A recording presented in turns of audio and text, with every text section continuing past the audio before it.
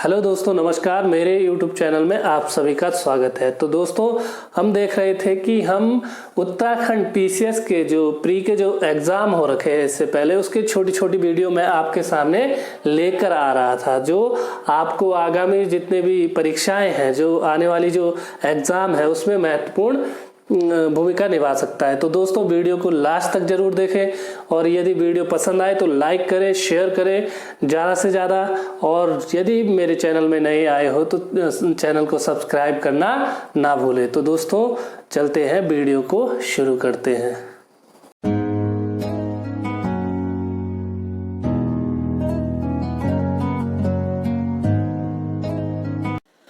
तो पहला क्वेश्चन हमारा कि दुलहस्ती बिजली स्टेशन जो है वो किस नदी पर स्थित है।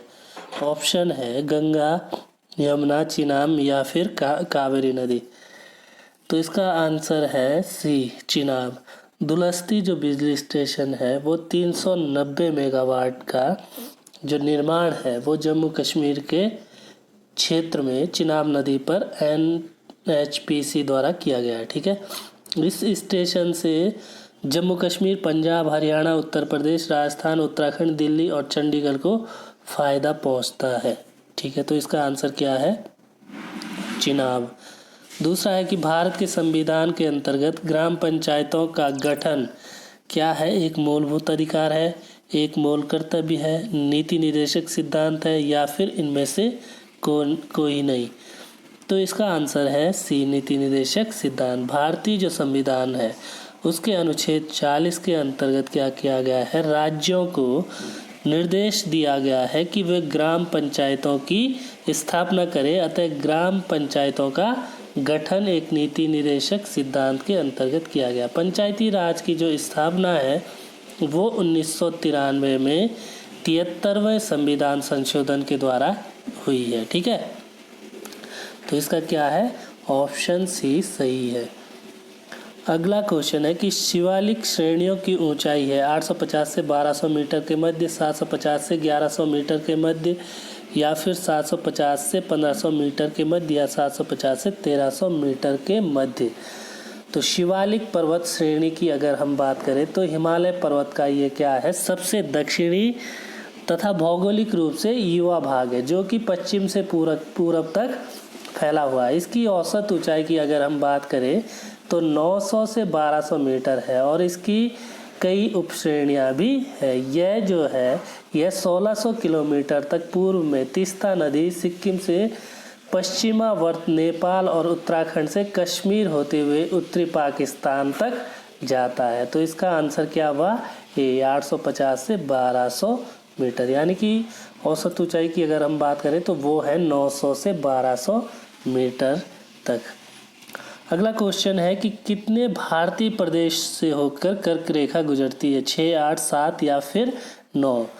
तो कर्क रेखा की अगर हम बात करें या ट्रॉपिक ऑफ कैंसर की अगर हम बात करें, वो भारत के मध्य भाग से होकर गुजरती है तथा इसमें 8 राज्यों को टच करती है। ठीक है, जिसकी अगर हम बात करें तो पूर्व से अगर हम देखें, पश्चिम से अगर हम देखें, पश्चिम से उसको शुरू करते हैं। गुजरात, राजस्थान, मध्य प्रदेश, छत्तीसगढ़, झारखंड, पश्चिम बंगाल, त्रिपुरा और मिजोरम से होकर यह जो रेखा है ये गुजरती है। तो इसका आंसर क्या हुआ? बी। उत्तराखंड में निम्नलिखित में से कौन विश्व धरोहर स्थल घोषित है? कार्बेट पार्क, राजाजी उद्यान, नंदा देवी बायोस्फीयर रिजर्व या फिर उपरोक्त में से कोई नहीं। तो उत्तराखंड का जो नंदा देवी जैव मंडल है वो 1988 में क्या किया गया? उसको यूनेस्को के विश्व धरोहर स्थल में रखा गया है। इस जैव मंडल के अंतर्गत चमोली, पिथौरागढ़ और गारो पहाड़ियों का कुछ भाग शामिल है किया गया। ठीक है, तो इसका आंसर क्या है? सी, नंदा देवी बायोस्फीयर रिजर्व। अगला है कि इनमें से कौन ग्रेट लेक्स का हिस्सा नहीं है? बियर, सुपीरियर, ह्यूरन या फिर मिशिगन। ग्रेट लेक्स की अगर हम बात करें तो इसमें सुपीरियर, मिशिगन, ह्यूरन, ईरी और ओंटारियो जो है वो उत्तरी अमेरिका का एक भौगोलिक और सांस्कृतिक विरासत के प्रमुख हिस्से हैं। पश्चिम से पूर्व की ओर 750 मील से ज़्यादा क्षेत्रों में बहते हुए ताजे पानी की ये जो झीलें हैं, ये लोगों को पीने का पानी, परिवहन, बिजली आदि भी उपलब्ध कराती है। तो इसमें क्या है, आपका ए जो है वो उसमें शामिल नहीं है, बियर। ठीक है, तो इसका क्या था, ए, बियर। अगला क्वेश्चन है कि निम्नलिखित में से एक भारतीय कृषि की विशेषता नहीं है। प्रकृति पर अधिक निर्भरता, उत्पादकता का निम्न स्तर, फसलों की विविधता या फिर बड़े खेतों की प्रधानता। तो इसकी अगर आंसर की हम बात करें तो बाकी सारी भारतीय फसल जो कृषि है उसकी विशेषता है, यहाँ पर प्रकृति पर अधिक निर्भरता है, दूसरा उत्पादकता का निम्न स्तर है, तीसरा फसलों की विविधता है, जबकि यहाँ पर बड़े खेतों की प्रधानता कम पाई जाती है। भारतीय अर्थव्यवस्था का जो मूल आधार है वो क्या है, एक कृषि है। भारतीय कृषि में फसलों की विविधता है और प्रकृति पर उसकी निर्भरता भी है, किंतु यहाँ पे बड़े खेतों की जो प्रधानता है वो नहीं होते हैं। यहाँ पर जो खेत है वो कैसे होते हैं, छोटे छोटे होते हैं। भारत में कंट्रोलर और ऑडिटर जनरल जिसे सीएजी जो है उसकी रिपोर्ट पर्यवेक्षण निम्न में से कौन सी जो संसदीय समिति है वो उसके द्वारा किया जाता है। मतलब कौन सी ऐसी संसदीय समिति है जिसके द्वारा कंट्रोलर जनरल या फिर ऑडिटर जनरल की रिपोर्ट की पर्यवेक्षण किया जाता है। एस्टीमेट कमेटी या फिर इंश्योरेंस कमेटी या फिर पब्लिक अकाउंट्स कमेटी या फिर स्टैंडिंग कमेटी। तो इसका आंसर है सी, पब्लिक अकाउंट्स कमेटी। भारत के नियंत्रक और महालेखा परीक्षक की जो रिपोर्ट है उसका परीक्षण जो करती है वो पब्लिक अकाउंट्स कमेटी जो संसदीय समिति है उसके द्वारा किया जाता है। ठीक है,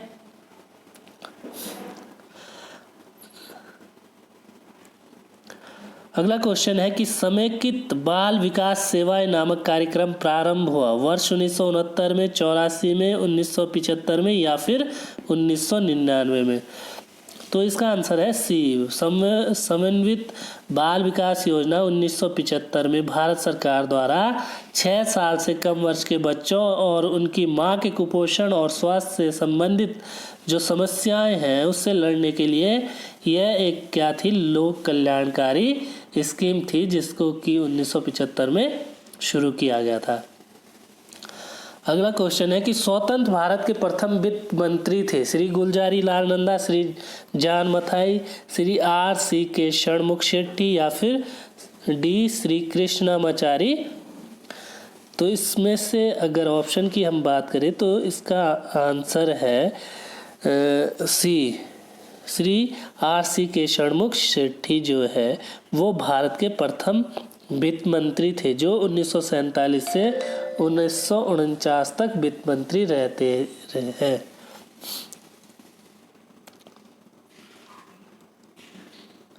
अगला क्वेश्चन है कि किस राज्य में बौद्ध स्थल तांबो मठ अवस्थित है, अरुणाचल प्रदेश, हिमाचल प्रदेश, सिक्किम या फिर उत्तराखंड। तांबो मठ जो है वो कौन से राज्य में स्थित है जो बौद्ध स्थल है, तो इसका आंसर है बी, हिमाचल प्रदेश में तांबो मठ स्थल जो है वो स्थित है। ये कहाँ पर है, स्पीति घाटी में 996 ईस्वी में जो प्रसिद्ध तिब्बतन बुद्धिस्ट रिंचेल जंगपो है, पश्चिमी हिमालय के जो राजा थे उनके द्वारा स्थापित किया गया। ठीक है, 1975 में भूकंप के बाद यहाँ पर नया मठ बना है। अगला क्वेश्चन है कि सोमनाथ मासी का मेला उल्लासपूर्वक किस राज्य में मनाया जाता है, उत्तराखंड, बिहार, राजस्थान या फिर मध्य प्रदेश। तो इसका आंसर की अगर हम बात करें तो वो है ए, उत्तराखंड। सोमनाथ जो मेला है या फिर मासी का जो मेला है वो उत्तराखंड के अल्मोड़ा के नज़दीक मासी नामक स्थान पर जहाँ पर शिव मंदिर स्थित है वहाँ पर मनाया जाता है, इसलिए इसे मासी मेला भी कहा जाता है। यहाँ पर पशु, बैल, बछड़े आदि इस मेले में बेचे जाते हैं। ये जो मेला है वो विषुवत संक्रांति के दिन लगता है। ठीक है, अगला क्वेश्चन है कि भारत में निम्न में से प्रत्यक्ष कर कौन सा नहीं, आयकर, संपत्ति कर, शुल्क, संपदा शुल्क या फिर बिक्री कर। तो इन 4 ऑप्शनों में से अगर हम बात करें तो ऑप्शन डी जो है वो सही है, क्योंकि बिक्री कर जो है वो किसी भी सामान की खरीद फरोख्त पर सरकार द्वारा वसूला जाता है। ठीक है, इस प्रकार का जो कर है ये क्या है, अप्रत्यक्ष कर है। जिससे अप्रत्यक्ष कर का मतलब है कि मतलब जो कर का जो भार है वो किसी प्रत्यक्ष व्यक्ति पर ना पड़कर बल्कि किसी अन्य व्यक्ति पर वो भार पड़ता है। जैसे कि आयकर, संपत्ति कर और संपदा शुल्क जो है वो क्या है, एक प्रत्यक्ष कर है। निर्यात आयात एक्जिम बैंक का गठन भारत में किस वर्ष हुआ, 1980, 82, 81 या फिर 1989 में।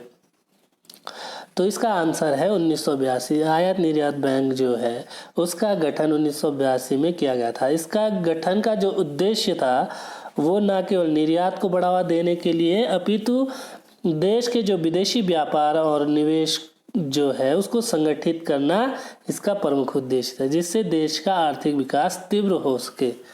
ठीक है, अगला क्वेश्चन है कि कार में लगा हुआ गति मापक यंत्र निरूपित करता है एनालॉग कंप्यूटर को, डिजिटल कंप्यूटर को या फिर हाइब्रिड कंप्यूटर को, या इनमें से कोई नहीं। इसका अगर आंसर की हम बात करें तो ए इसका आंसर सही है। जो कार में जो लगा हुआ गति मापक यंत्र होता है वो एनालॉग कंप्यूटर को दर्शाता है। ठीक है, अगला क्वेश्चन है कि साधारण शब्दों में नेटवर्कों का नेटवर्क कहा जाता है, एक्स्ट्रानेट या फिर इंट्रानेट, वेबनेट या फिर इंटरनेट। तो इसका आंसर है नेटवर्कों के नेटवर्क को क्या कहते हैं, इंटरनेट कहा जाता है। अगला क्वेश्चन है कि इनमें से कौन सा उद्योग चुंबकीय स्याही गुण पहचान का प्राथमिक प्रयोग करता है, बैंक, फुटवियर, डिजाइनिंग, किताब छपाई या इनमें से कोई नहीं। तो इसका आंसर है ए बैंक। बैंक जो है वो चुंबकीय स्याही गुण पहचान मार्कर का प्राथमिक प्रयोग करता है। ठीक है, इससे MICR का जो गुण मैग्नेटिक स्याही है उस द्वारा लिखे जाते हैं। ठीक है, यह मुख्यतः चेक के निचले हिस्से में लिखे जाते हैं। मार्कर कोड जो होते हैं वो मुख्यतः चेक के निचले हिस्से में लिखे जाते हैं। इस कोड के द्वारा RBI चेक की क्लियरिंग प्रक्रिया में ब्रांच और बैंक का नाम पहचानता है। ठीक है, तो इसका प्राथमिक उपयोगकर्ता कौन है, बैंक, जो कि मार्कर को लिखने में इसका प्रयोग करते हैं। ठीक है, अगला क्वेश्चन है कि भारतीय सुपर कंप्यूटर का नाम है शुभम, परम, SX2 या फिर BBC माइक्रो। ठीक है, तो इसका आंसर है बी, परम। परम भारती जो है वो सुपर कंप्यूटर है जिसे CDEC पुणे ने तैयार किया। वर्तमान नई मशीन का नाम परम व्यूअर रखा गया है। ठीक है, अगला क्वेश्चन है कि कंप्यूटरों के IC चिप प्राय निम्न में से बनाए जाते हैं, पर्ण से, क्रोमियम से, सिलिकॉन से या फिर स्वर्ण से। तो इसका आंसर है सी, सिलिकॉन। यानी कि कंप्यूटरों में जो IC चिप लगे होते हैं वो प्राय सिलिकॉन से बनाए जाते हैं। ठीक है, किस प्राचीन भारतीय पुस्तक का 15 भारतीय एवं 4 विदेशी भाषाओं में अनुवाद हुआ, हितोपदेश, पंचतंत्र, कथा रस, रीतसागर या फिर शकुंतला। तो इसका आंसर है बी, पंचतंत्र। पंचतंत्र जो है वो संस्कृत नीति कथाओं में से एक है जिसकी रचना 3री शताब्दी ईसा पूर्व में लगभग पंडित विष्णु शर्मा ने की थी। इस पुस्तक का 15 भारतीय एवं 4 विदेशी भाषाओं में अनुवाद हुआ है। मनोविज्ञान, व्यवहार तथा राजकाज के सिद्धांतों से परिचित कराती ये जो कहानियां हैं ये सभी विषयों को क्या करती है, बड़े रोचक ढंग से सामने रखती है तथा साथ ही साथ एक सीख देने की कोशिश भी करती है। तो इसका आंसर क्या है, पंचतंत्र। आजकल सबसे अधिक प्रयुक्त होने वाला इनपुट डिवाइस कौन सा है? Motherboard, central processing unit, keyboard या फिर सेमीकंडक्टर? तो इसका आंसर है सी। आजकल जो कंप्यूटरों में सबसे अधिक जो प्रयुक्त होने वाला इनपुट डिवाइस है वो है कीबोर्ड। लोकमान्य बाल गंगाधर तिलक ने भारतीय स्वतंत्रता संग्राम की सेवा के उद्देश्य से कौन सा समाचार पत्र प्रारंभ किया था? गदर, केसरी, फ्री हिंदुस्तान या फिर स्वदेश मित्र? तो इसकी आंसर की अगर हम बात करें तो इसका है बी।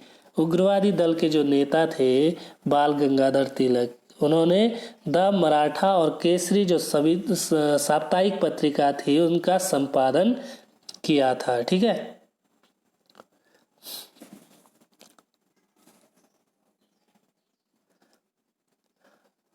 अगला क्वेश्चन है कि असम में मानस अभ्यारण्य जाना जाता है भालुओं के लिए, बाघों के लिए, हाथियों के लिए या फिर चिड़ियों के लिए? जो असम का जो मानस अभ्यारण्य है वो विश्व विरासत स्थल में शामिल है। यह अभ्यारण्य संकटकालीन प्रजातियों जैसे कछुआ, स्पीड, खरगोश, स्वर्णिम लंगूर, पिग्मी हॉग और जंगली भैंसों के लिए प्रसिद्ध है। मानस राष्ट्रीय पार्क को 1973 में टाइगर रिजर्व घोषित किया गया है। तो इसका आंसर हुआ बी, बाघों के लिए। ठीक है। 1973 में इसे क्या किया गया है? टाइगर रिजर्व घोषित किया गया है। अगला क्वेश्चन है कि किसी संगठन के वेबसाइट का जो .com होता है वो आयुक्त सूचित करता है? कंपनी, कमांड, कम्युनिकेशन या फिर कमर्शियल? तो किसी भी वेबसाइट का जो .com है वो क्या इंगित करता है? उसका कमर्शियल को सूचित करता है। ठीक है, यानी कि डी, कमर्शियल को सूचित करता है। अगला है कि बौद्ध संघ में भिक्षुणी के रूप में स्त्रियों के प्रवेश की अनुमति बुद्ध द्वारा दी गई थी? श्रावस्ती में, वैशाली में, राजगृह में या फिर कुशीनगर में? तो इसका आंसर है बी, वैशाली में।